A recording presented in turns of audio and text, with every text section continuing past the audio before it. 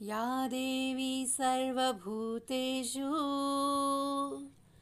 मारूपेण संस्थिता नमस्तस्यै नमस्तस्यै नमस्तस्यै नमो नमः नमस्तस्यै नमस्तस्यै नमस्तस्यै नमो नमः। जय भगवती देवी नमो वरदे, जय पाप विनाशिनी बहुफल दे, जय शुंभ निशुंभ कपाल धरे, प्रणमामि तु देवी नरातिहरे।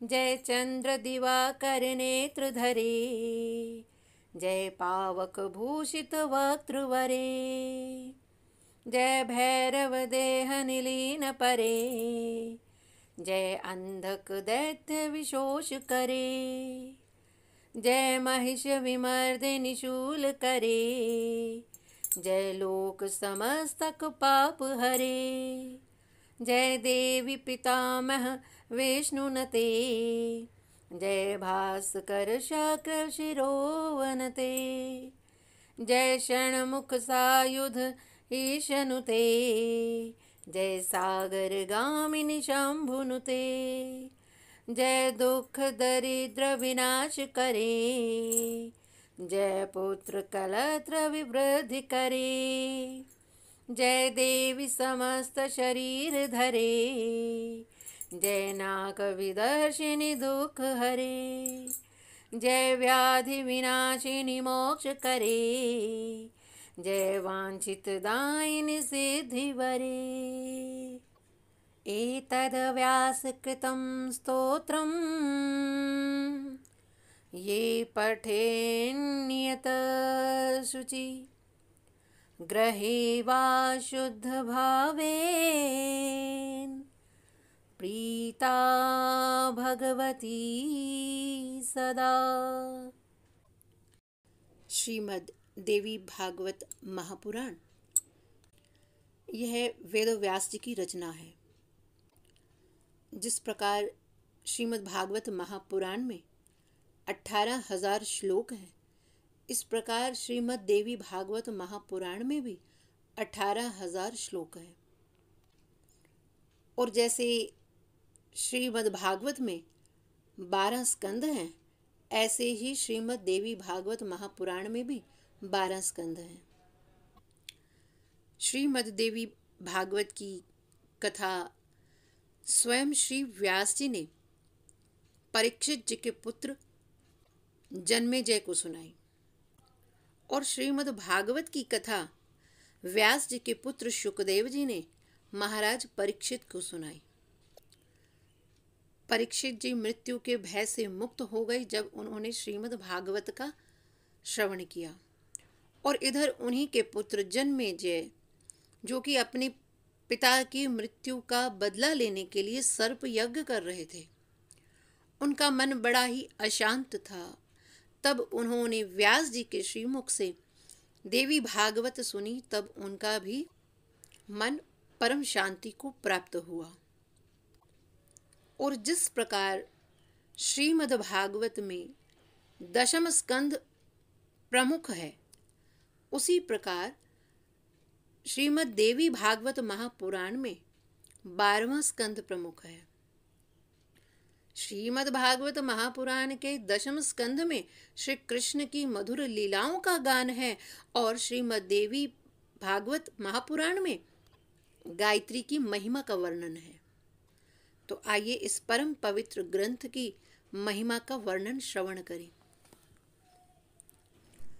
एक बार व्यास जी के शिष्यों ने सूत जी से प्रश्न किया कि प्रभु, हमने आपसे अनेक कथाएं श्रवण की हैं, लेकिन आज हम आपसे ऐसी कथा श्रवण करना चाहते हैं कि जिससे मनुष्यों को अनायास ही भुक्ति और मुक्ति दोनों मिल जाएं,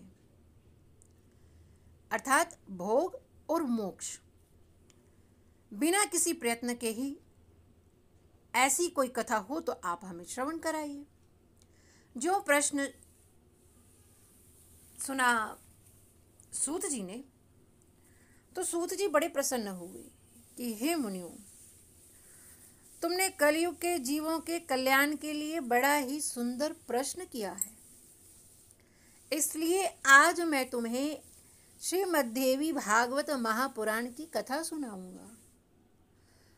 क्योंकि ये ऐसा पुराण है जिससे भुक्ति भी मिलती है और मुक्ति भी मिलती है, और वो भी अनायास ही। मनुष्य शरीर मिला है तो भोग भी मुख्य है और मोक्ष भी जरूरी है।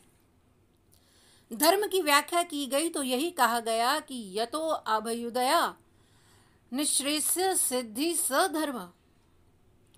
अभ्युदय का अर्थ है कि यह लौकिक सुख अर्थात इस संसार की सुख समृद्धि, और निःश्रेयस्य सिद्धि वो है अर्थात पारलौकिक कल्याण। कि मनुष्य जन्म मिला है तो हम अपना परलोक भी सुधार लें और हमारा यह लोक के सुख भी बने रहें। क्योंकि जब तक शरीर है तब तक तो सुख सुविधा चाहिए ना। शरीर को लाड़ लड़ाने के लिए नहीं, बस वो शरीर बना रहे ताकि हम भगवान का भजन कर सकें। हे प्रभु, मैं क्या करूं? भूख मुझे सता रही है, ऐसी अवस्था में मैं तेरा भजन कैसे करूं? मैं सारा दिन इसी चिंता में रहूं कि सुबह तो मुझे भोजन मिल गया, दोपहर के भोजन का कोई ठिकाना नहीं है, तो प्रभु ऐसी परिस्थिति में तेरा भजन कैसे हो? हे नाथ, मैं तेरा भजन करना चाहता हूँ, इसलिए हे प्रभु ऐसी कृपा करो कि मैं सुख से तेरा भजन कर सकूं, इस शरीर का मैं निर्वाह कर सकूं, क्योंकि यही शरीर साधन के रूप में मुझे मिला है। और हे परमात्मा, तेरी कृपा से मुझे ये मनुष्य शरीर मिला है, इसीलिए इसे बनाए रखने की व्यवस्था भी तू ही कर। कृपा कर मेरे प्रभु, कृपा कर, कृपा कर। इसलिए सूत जी कहते हैं कि हे मुनियों, श्रीमद् देवी भागवत महापुराण ही ऐसा है जो भोग भी देता है और मोक्ष भी। देखो, पिता के पास से कुछ लेना हो ना, तो हमें पहले खुद को सिद्ध करना होता है। देखो, छोटे बच्चों को पता होता है कि पिता से क्या मांगना है और माँ से क्या मांगना है। तो बालक कहता है पिता से कि पापा साइकिल चाहिए, तो पापा सीधा बार्गेनिंग करते हैं। देख, 2 महीने के बाद तेरे एग्जाम है, 90% से ऊपर लाएगा तो साइकिल मिलेगी, और यदि कुछ चाहिए तो पुरुषार्थ करके दिखाओ। लेकिन जब बालक माँ के पास जाता है, माँ मुझे लड्डू चाहिए, तो माँ बिना शर्त रखे उसे देती है। माँ ये नहीं कहती कि पहले ये करो तब मैं तुम्हें खाना दूंगी, पहले तुम वो करो तब मैं तुम्हें भोजन दूंगी। नहीं, माँ बिना किसी शर्त के देती है। याद रखना, जिस दिन माँ शर्त रखेगी ना कि पहले तुम अपना होमवर्क पूरा करो फिर तुम्हें ये चीज़ मिलेगी, तब समझ लेना कि माँ पिता का रोल अदा कर रही है।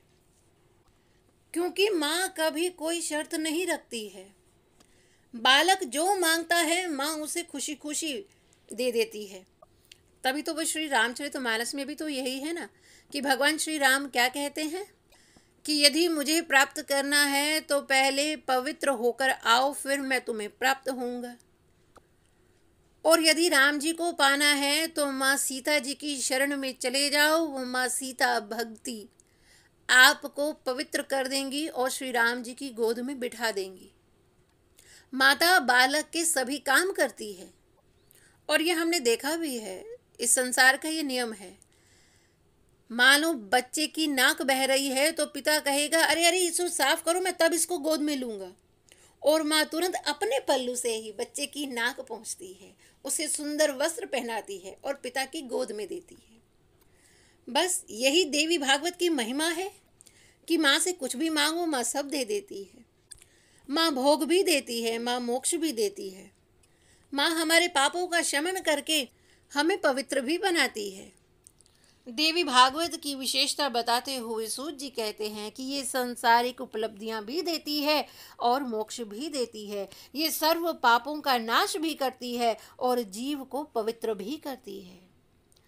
श्रीमद् देवी भागवत की महिमा बताते हुए सूत जी कहते हैं, तथा न गंगा न गया न काशी न नैमिषं न मथुरा न पुष्करम पुनति सद्य बदरीवनं नो यथा हि देवी मुख एष विप्रः।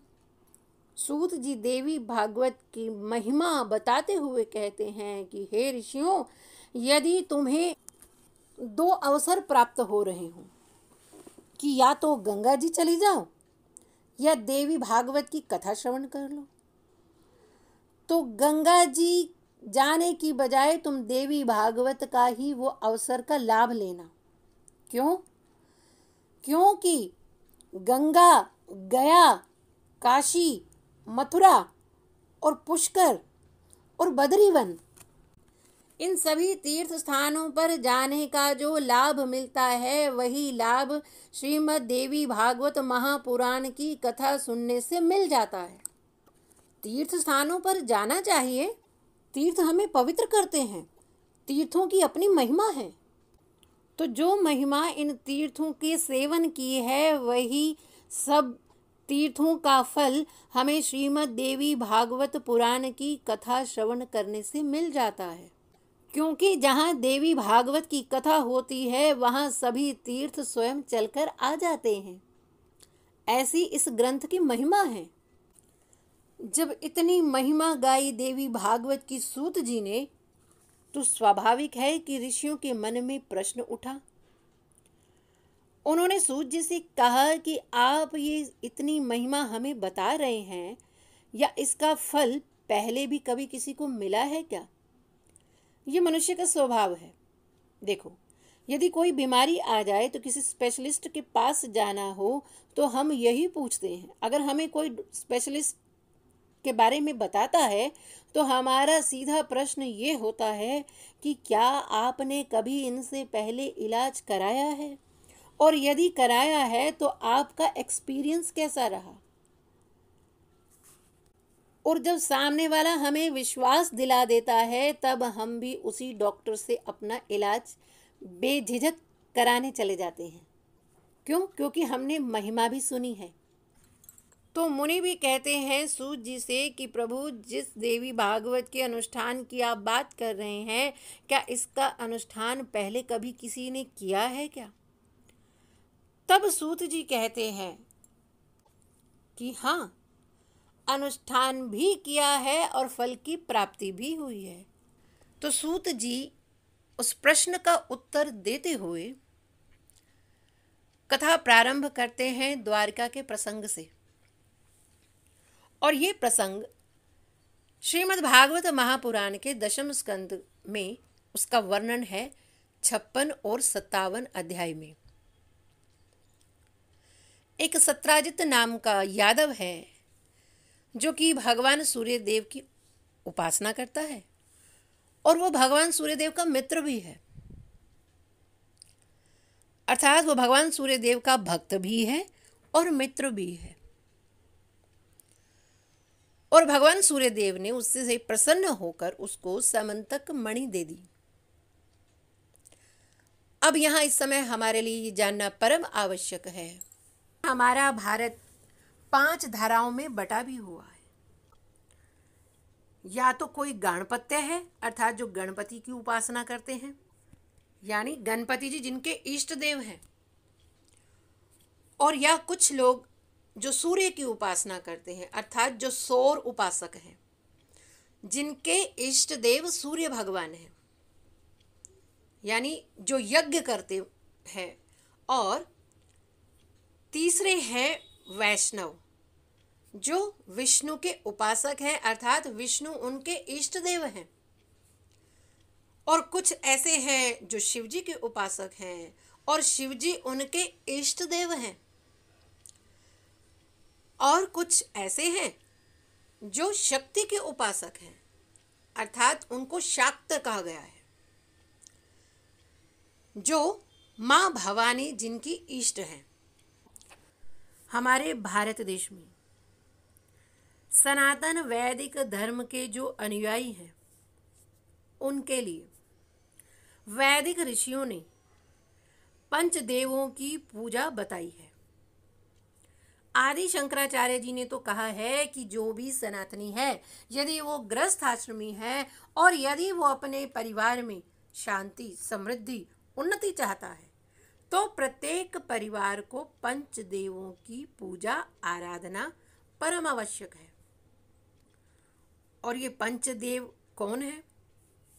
प्रथम गणपति, दूसरे सूर्य, तीसरे नारायण, चौथे शिव और पांचवी माँ भगवती दुर्गा। तो ऐसी परंपरा है कि हर सनातन धर्म के अनुयायी को पंचदेवों की पूजा अवश्य करनी चाहिए और करते भी हैं। और ऐसा विधान है कि इन पंचदेवों में इनका जो किसी का कोई इष्ट है तो उसके लिए इस प्रकार से विधान है कि वो भी पहले पंचदेवों की उपासना करे। लेकिन कैसे? क्योंकि सनातन धर्म में ये कहा गया कि जो अपने इष्ट की पूजा करता है, अपने इष्ट की पूजा करने से पहले पंचदेवों की आराधना को परम आवश्यक बताया। उदाहरण के तौर पर यदि कोई विष्णु के उपासक हैं, उनके लिए विष्णु उनके इष्ट देव हैं, तो इन पंचदेवों में विष्णु जी को बाद में उनकी आराधना करें। और ऐसे ही कोई शैव है, अर्थात जो शिव जी उनके इष्ट हैं, तो इन पंच देवों की उपासना करते हुए शिव जी की अंत में उपासना करें। और ऐसे ही जो भगवती के उपासक हैं, जिनकी भगवती इष्ट हैं, वो पंच देवों में माँ भगवती की उपासना अंत में करें। और ऐसे ही जो सूर्य देव के उपासक हैं, वो और अर्थात सूर्य देव जिनके इष्ट हैं, वो इन पंच देवों की आराधना करते हुए सूर्य देव की अंत में उपासना करें। और जो गणपत्य हैं, अर्थात गणपति जिनके इष्ट हैं, उनके लिए ऐसा विधान है कि वो पंचदेवों की जब आराधना करते हैं तो गणपति जी तो सर्वप्रथम पूजनीय है ही। पंचदेवों के बाद अर्थात पहले गणपति जी, फिर सूर्य देव की, फिर जो है विष्णु जी की, फिर शिव जी की, फिर शक्ति जी की उपासना करने के बाद, क्योंकि उनके इष्ट भी गणपति जी ही हैं, फिर दोबारा से गणपति जी के अंत में दोबारा उनकी उपासना करें। और आनंद की बात तो ये है कि हम भारतीय जो हैं, हम सभी को मानते हैं, हम सबके साथ अपना संबंध रखना चाहते हैं। अरे हम धरती को तो अपनी माँ मानते हैं। सुबह उठते ही हम धरती माँ को स्पर्श करते हैं, उनकी उपासना करते हैं।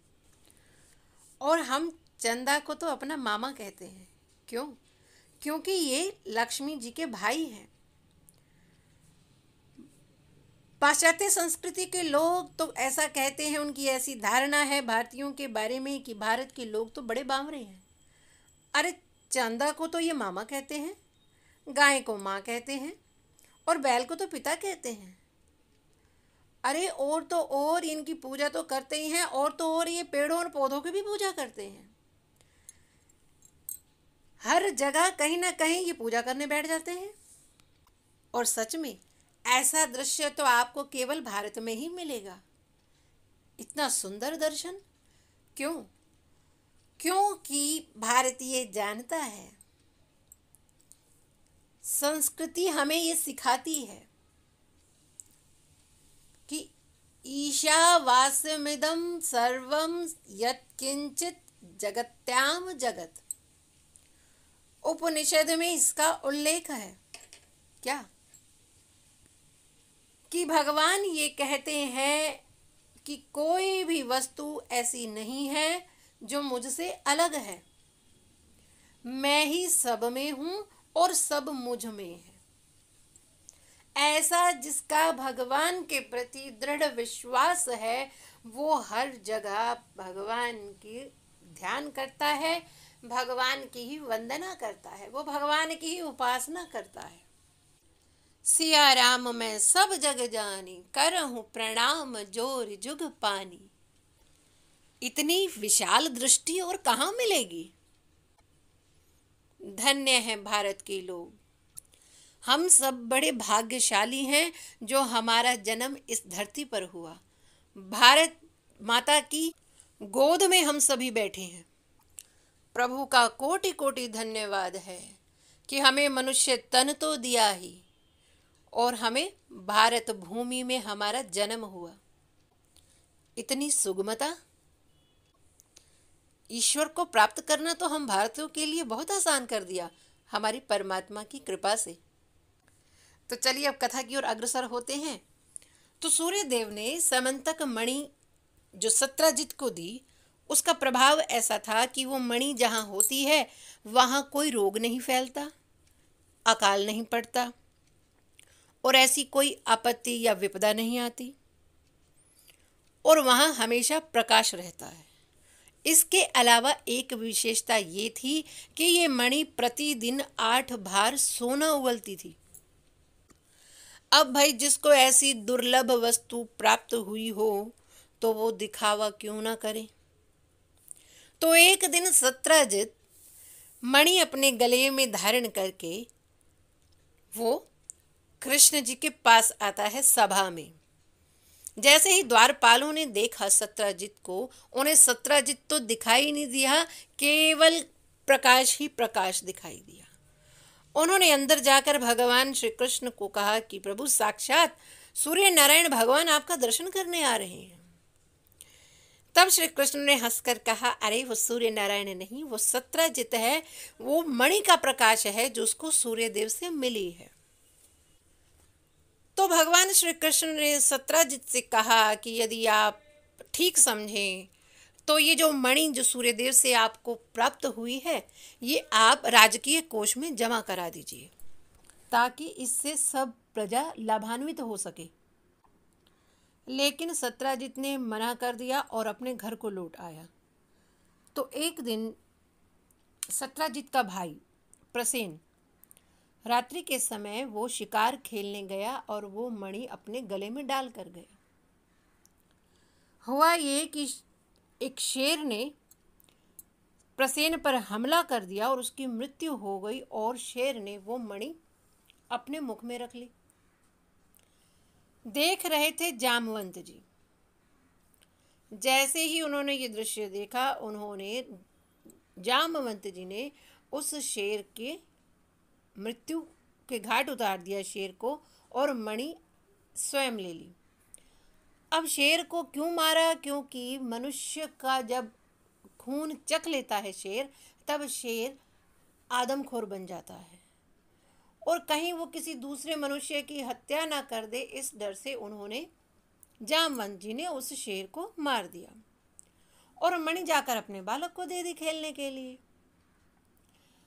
अब इधर जब उसका भाई लौट कर नहीं आया, 1 दिन बीता, 2 दिन बीते, तब सत्राजित के मन में ये विचार आने लगा कि ये ज़रूर कृष्ण की चाल है और उसने ही मेरे भाई की मृत्यु की है और मणि उससे छीन ली है, क्योंकि उसकी नज़र मेरी मणि पर ही थी और मैंने मणि देने से मना कर दिया था। और ऐसे ही उसने ये सारी बात प्रजा में फैला दी। देखो, जब किसी प्रतिष्ठित व्यक्ति पर उंगली उठती है तो वो बात तुरंत आग की तरह फैल जाती है।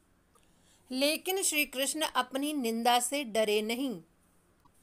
उन्होंने उस चुनौती का सामना किया। कृष्ण द्वारकाधीश हैं, वो कह सकते थे कि जो कोई मेरी निंदा करेगा उसको मैं कारावास में डाल दूंगा, उसको कड़ा से कड़ा दंड दूंगा, इसलिए खबरदार मेरे बारे में कुछ ऐसा झूठा फैलाया। लेकिन श्री कृष्ण ने ऐसा कुछ भी नहीं किया, क्योंकि सच्चा आदमी अपनी सत्यता सिद्ध करने की कोशिश करता है, ना कि लोगों का मुंह बंद करने की। क्योंकि जो ज्ञानवान व्यक्ति है वो जानता है कि आप दुनिया का मुंह नहीं बंद कर सकते हो। हिम्मत है तो अपनी सत्यता सिद्ध करके दिखाओ, प्रमाणित करो उसे। तो दुनिया का मुंह बंद करने की आवश्यकता नहीं, वो अपने आप समझ जाएगी। लोगों का मुंह अपने आप बंद हो जाएगा जब प्रामाणिकता सामने होगी। इसलिए श्री कृष्ण अपनी निंदा से डरे नहीं, और श्री कृष्ण ने इस बात का पता लगाना चाहा कि आखिर वो मणि है कहाँ, गई कहाँ।